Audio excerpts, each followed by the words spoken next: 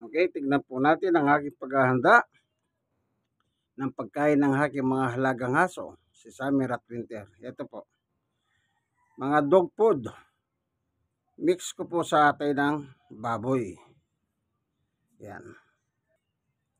Ito yung atay ng baboy.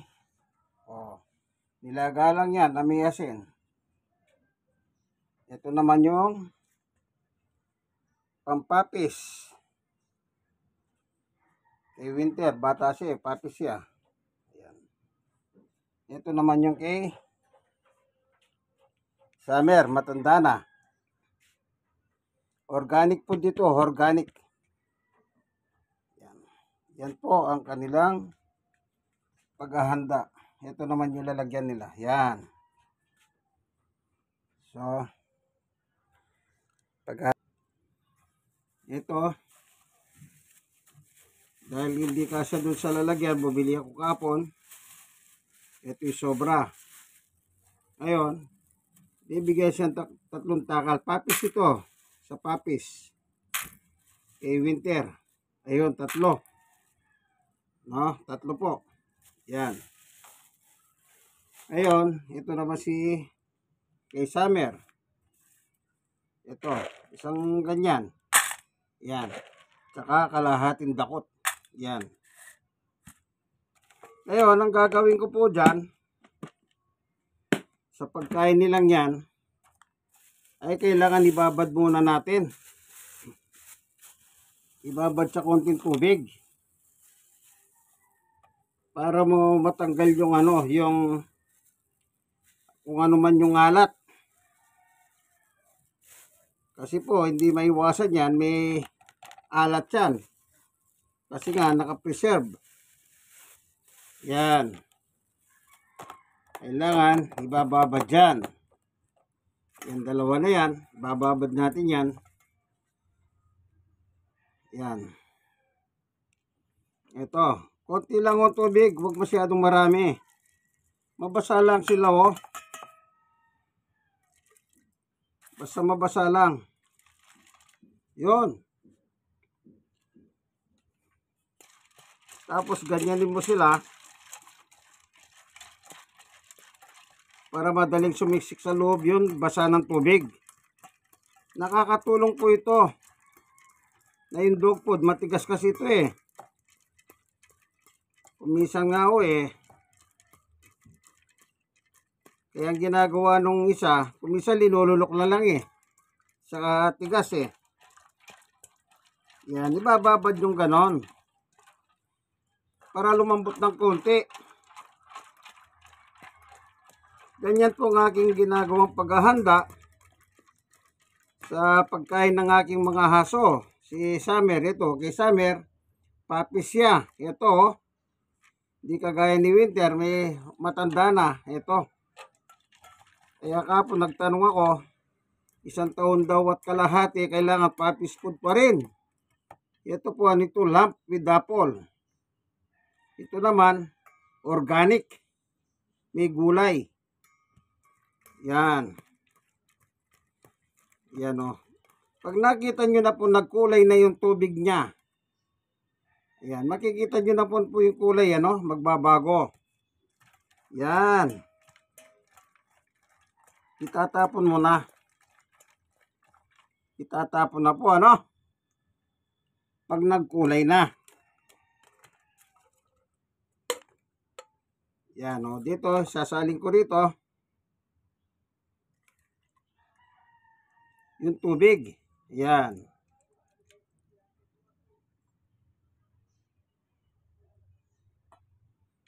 Tapos ibabalik ko siya. Nakita nyo po yan medyo lalambot na rin yan. Kasi nababad naman kahit paano, kahit ilang minuto.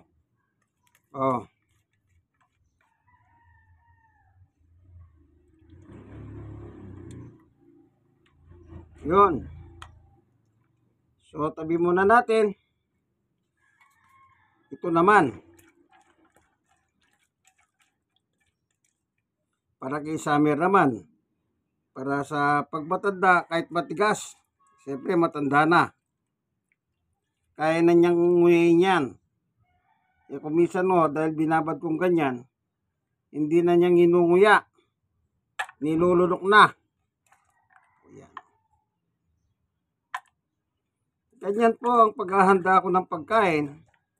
Kaya ako masasabi ko po sa inyo, kayong mga nanonood ng aking video, kung gusto nyo pong mag-alaga ng hayop, kagaya ng aso, alagaan nyo po sila ng maayos. Yan. E di nakatabi na yan, sabaw, tatapon na yan. Nandiyan nyo na ito sabaw na ito, nandito na yung mahalat. At least kahit pa paano, na-lesser yung halat. Yan. Kukuha tayo ng atay. Atay. Ganito lang po. Tiyaga lang po. Kasi talagang ganon. No? Kung hindi nyo kayang mag-alaga ng aso, wag na lang kayong mag-alaga. Oh, hindi po ba? Yan. Ako, mapagmahal po ako sa hayop eh. Dog lover ako. Pero kumakain din ako ng aso nung araw. Mapagmahal ako sa aso, pero kumakain ako nung araw na umiinom pa ako. Pero ngayon hindi na po. Yan, iwain mong maliit na ganyan. Tapos, ito. Yan. Para hindi sila mahirapan. Yan o.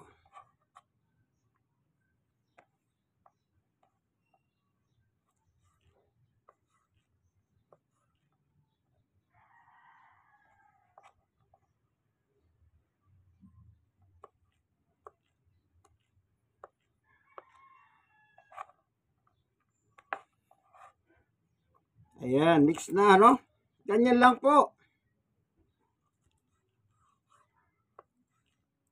Eh, ang tawag dyan, tiyaga lang. Kailangan pagtiyagahan nyo. Eh, di kung wala kayong tiyagang mag-alaga ng hayop, ng aso, di mas maganda, wag na lang ko kayong mag-alaga. Ngayon, kung kaya nyo namang magtiyaga, di mag-alaga kayo.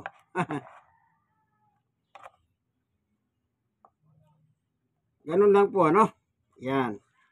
Atay ng baboy, pinakulo, lagyan mo ng asin. Araw-araw po yan. Lagi akong bumibili kasi kailangan bago yung atay. Pag po kayong bibili ng lumang atay, madudurog siya. Madudurog. Tsaka yung frozen na atay, kung minsan, hanggat maaari, iwasan nyo po yun. Kailangan bumili kayo mahaga para makakuha kayo ng atay na maaga. Kasi bibira ang may atay. Ngayon, dahil walang okasyon, walang masyadong gumagamit ng atay.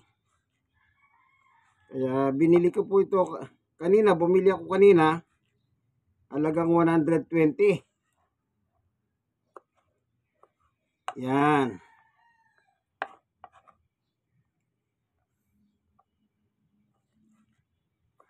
Pagkain na po nila ito, almusal, kung meron silang ititira, eh pakakain ko ulit sa kanila mamaya. Pakakain ko sa kanila.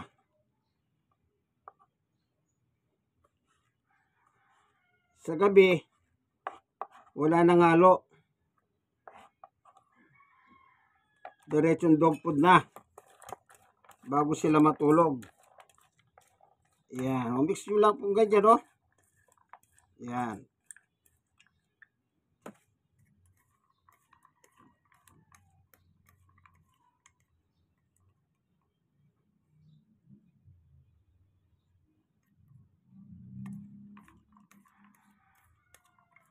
Yan.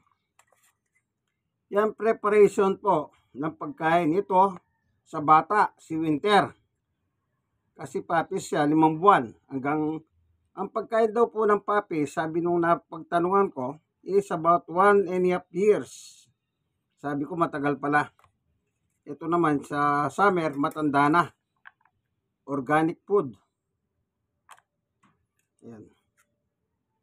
Anytime, ipakakain ko na sa kanila yan. Ganyan lang po.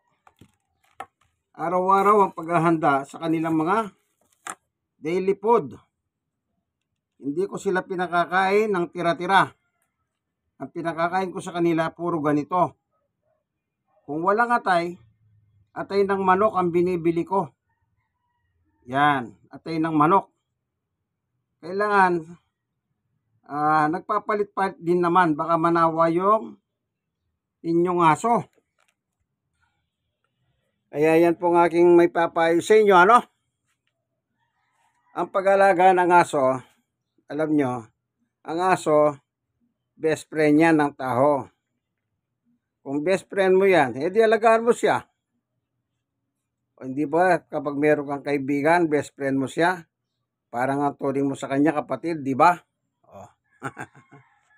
Kailangan ganun din ang turing nyo sa aso. Huwag nyo silang ituring na hayop. Hayop nga yan sa itsura. Pero wag nyo silang ituring na hayop. Ituring nyo silang kaibigan. Yung iba hindi kaibigan ng turing sa kanila eh. Bakit? Ang pagkain nila tira-tira. Kung magkabaligtad kaya, ikaw ang pakainin ng tira-tira ng aso mo. Matutuwa ka ba, kaibigan? Meron pang iba dyan. Sinasaktan ng aso. Kaya pag nahuli kayo ng yung may mga batas sa aso, hayop, makukulong kayo dahil lang sa haso nyo pag sinaktan nyo yan. Ano po? Kaya tandaan nyo, ang aso ay man best friend kung tawagin. Nakita nyo po ang preparation ng pagkain nila. Ayan, kung makita nyo mga sampay yan, kapon yan nilaban namin ng aking asawa. Yan pang isang trabaho ko dyan. Naglalabada. Sige po, hanggang dito na lamang God bless us all. Ito po inyong kaibigan kay Jesus, Brother Manny Bautista, ang tunay na macho man. Dito sa Barangay 91, Zone 8, District 1, Tondo, Manila. God bless us all po. Bye-bye!